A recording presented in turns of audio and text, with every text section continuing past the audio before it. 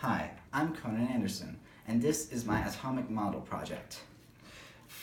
Here is a representation of the first atomic model created by Dalton.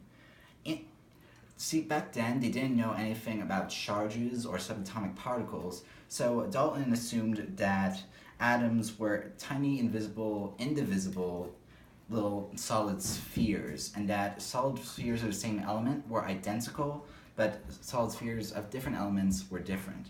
And he believed chemical reactions occurred when these solid spheres interacted and collided with each other. Here is the second main atomic model, called the plum pudding model, created by J.J. Thomson.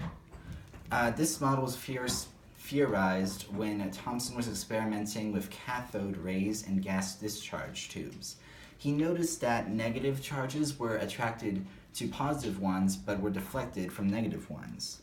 He came to the conclusion that since the atom was neutral, that the atom was overall positive, but inside of it, it had electrons in it that were causing a balance between positive and negative. Here we have today's current model created by Ernest Rutherford. Rutherford was experimenting with something called the gold foil experiment. Rutherford took a thin sheet of gold foil and he shot positive ions through it. Now, he was surprised to see that most of the charges went straight through the foil instead of deflected from it.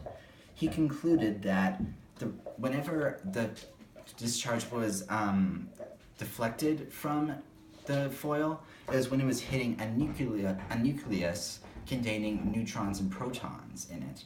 And that every time the ray went straight through, it was because it was missing the nucleus and going in between the nucleus and the orbits of negatively charged electrons.